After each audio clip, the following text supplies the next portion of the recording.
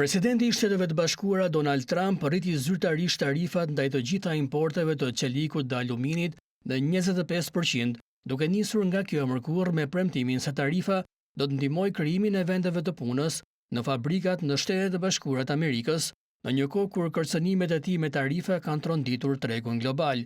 Bashkimi Evropian tha se do të përgjigjet ndaj hyrjes në fuqi të tarifave amerikane me kundërmasa.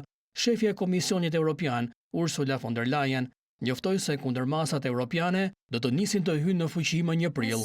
And worse for consumers. They are disrupting supply chains.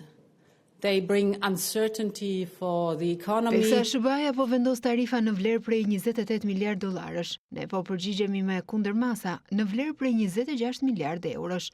Ne gjithmonë jemi të hapur për negociata. Ne besojmë fuqishëm që në një botë të mbushur me pasiguri gjeopolitike dhe ekonomike, nuk është në interesin ton të përbashkët që të rëndojmë ekonomitë tona me tarifa.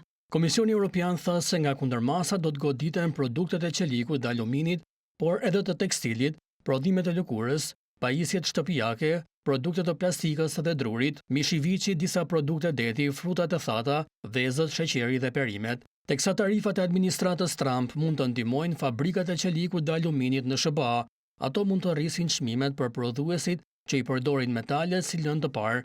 Presidenti Trump i shet tarifat si një mënyrë për të rritur investimet e huaja në territorin amerikan, dhe Shtëpia e Bardhë ka theksuar se një sër kompanish të mëdha për prodhimin e automjeteve po e shqyrtojnë mundësinë e zgjerimit të pranisë së tyre në SBA.